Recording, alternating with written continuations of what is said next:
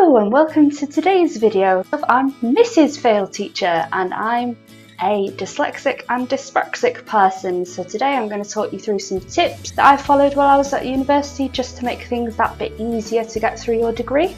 So the first thing, which might be quite difficult for some people, but you need to ask for that help. I know perhaps a lot of you at school experience self-esteem issues or you're ashamed to ask for help, maybe even you might have been bullied, but in university it's an adult learning place, it's much more mature. You're getting help is a lot, well, not necessarily, it might not be easier, you might have had a great time at school, but you've got special departments for help. They'll either have a student support department specifically, or some places even have specialised dyslexia centres. Their job is to help you.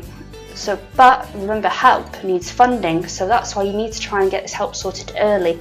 Whether that's when, just after you're applying, you've got that offer, you've got that place, or even after results day, if you're not sure where you'll be going, just get it sorted early because it can take a few weeks to get help put in place, especially with disabled students allowances, which is what gives you the funding.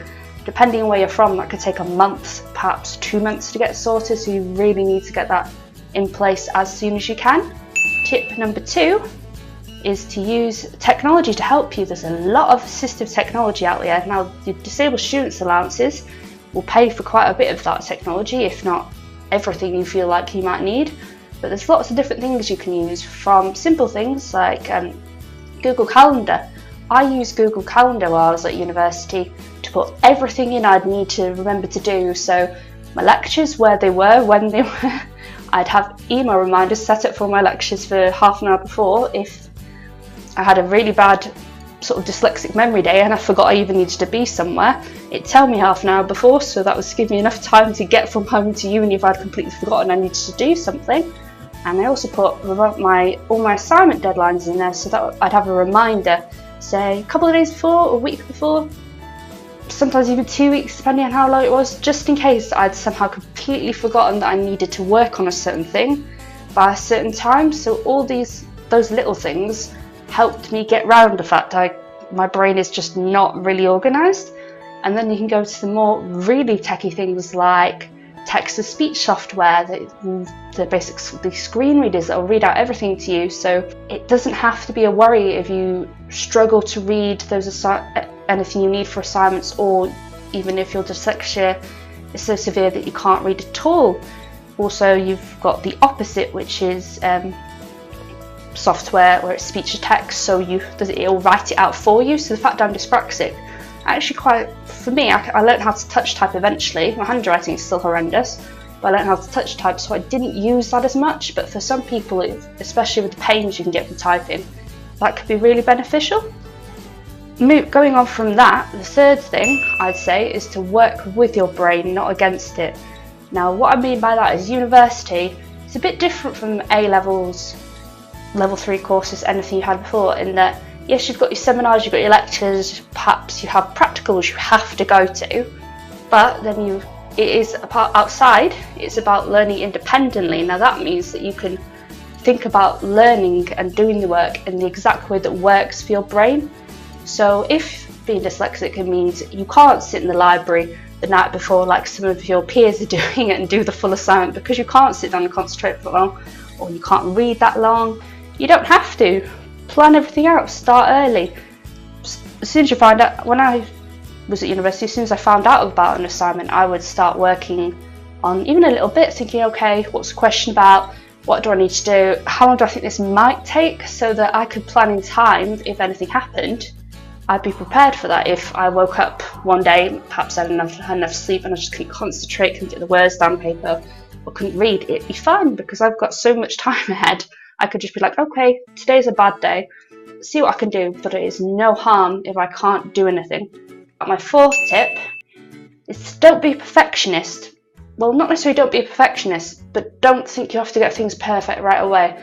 Especially with essays, if you're sitting there spending time concentrating on what do I need to have the perfect first sentences there, say, oh no, my paragraph's not right, my spelling's not right, I don't know how to use grammar, I'm not sure if I'm on the right track. The best thing to do is to work with that.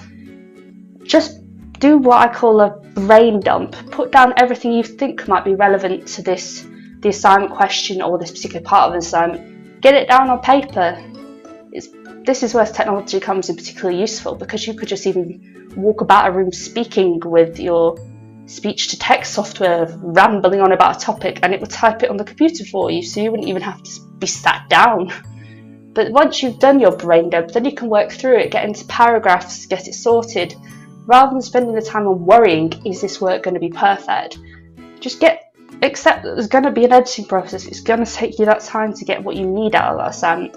But it's the end product that matters, not the way you got to it. And if the way you got to it might be a bit different from one of your peers that doesn't have dyslexia or dyspraxia or another learning difficulty, that's fine. You might, if you get there in the end, you've got there. That's what's important.